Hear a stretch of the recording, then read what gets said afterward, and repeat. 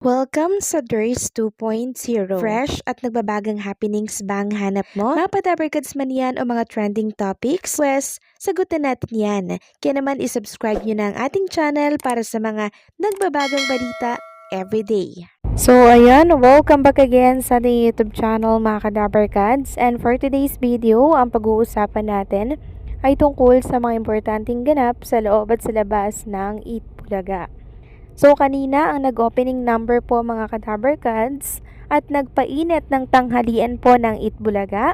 Walang iba kundi po ang ating mga singing queens. At kanina naman po sa Clones Open nakasama natin si Lucky Robles, si Roel Carino, and syempre itong si Rosalie Bausin. Bago pa man magsimula ang Eat Bulaga kanina, nag-post na po si Lucky Robles. Sabi niya nga, surprise Dabarkads, kakarating lang sa Eat Bulaga TVJ Studio.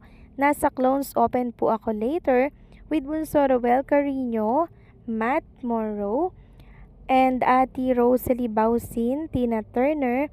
God bless always mga Dabarkads. Samantalang si Ginoong Dominador Albiola Jr. naman mga Kadabarkads ay sinusulit at ini-enjoy ang kanyang bakasyon kasama po ng kanyang pamilya. Dahil by September 30, mga Kadabarkads ay balik Eat Bulaga na naman daw siya.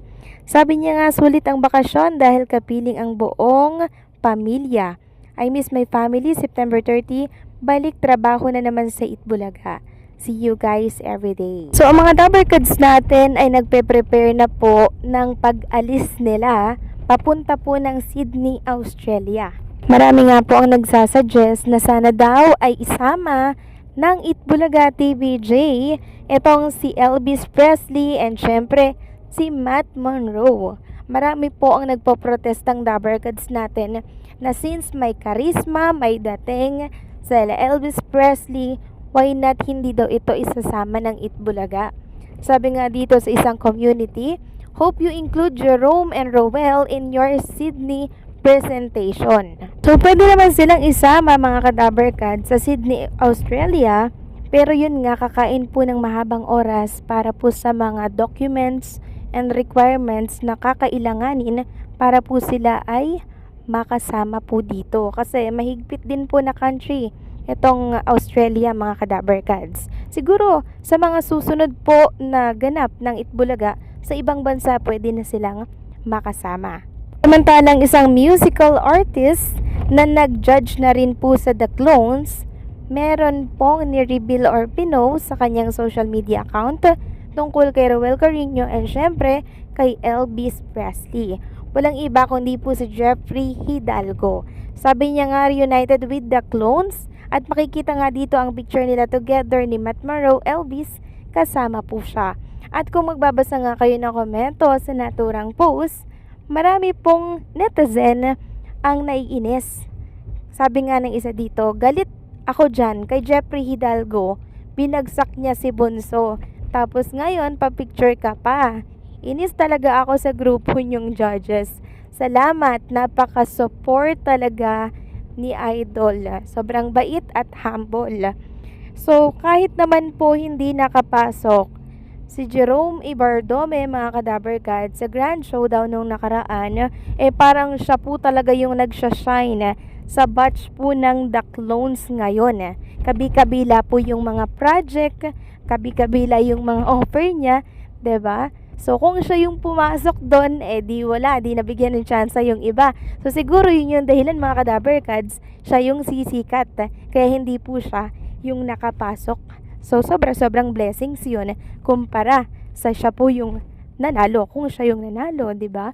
Mas maraming opportunity ang nagbukas sa kanya, mga Kadabarkads. Tulad na lamang nitong binisto po ni Mr. RJ Jacinto na meron na naman pong schedule si Elvis Presley. So, another project na naman ito by October 21st. Sabi nga po ni RJ Bistro dito, bagay ba ang RJ guitar kay Jerome Ibardome? Watch out for his show with RJ on October 21st at RJ Bistro. So ayan, nagustuhan na po siya ni Mr. RJ Jacinto kaya paulit-ulit po siya na pinag-guess sa kanilang restaurant, mga ka-Dabarkads. Sana nga po ay irregular po siya ni Mr. RJ Jacinto sa Naturang Bar. Kasi siya po talaga, mga ka-Dabarkads, yung hinahanap-hanap ng mga tao. Siya po talaga yung gustong marinig ng mga viewers at ng mga guests ng Naturang Bistro po ni RJ Jacinto.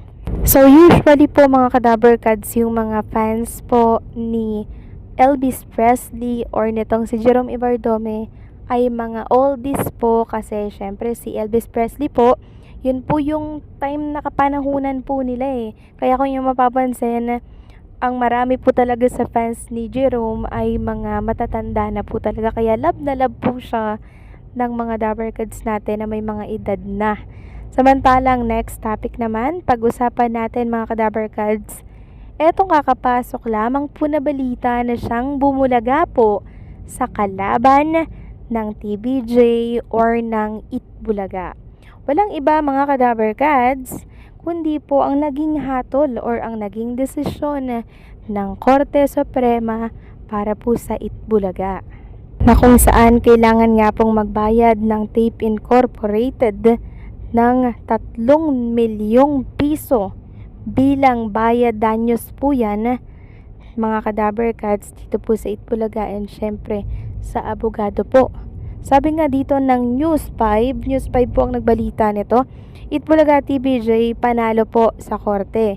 Ibinasura po ng Court of Appeals ang mosyon ng Tape Inc. para sa muling pagdinig sa kasong isinampa ng TVJ kaugnay ng copyright infringement.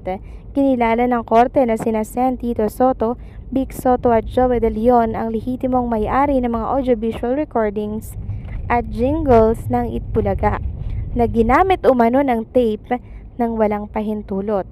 Inutusan ng korte ang tape na magbayad ng kabuuang 3 milyon bilang danyos at bayarin sa abogado. So ayan, mga ka-Dabarkads, patong-patong na naman po ang problema ng Tape Incorporated, ang dating producer po ng Itbulaga. So naalala ko tuloy yung time na nakikipaglaban tayo sa Tape Incorporated. Grabe, ilang taon din yun, mga ka-Dabarkads, di ba?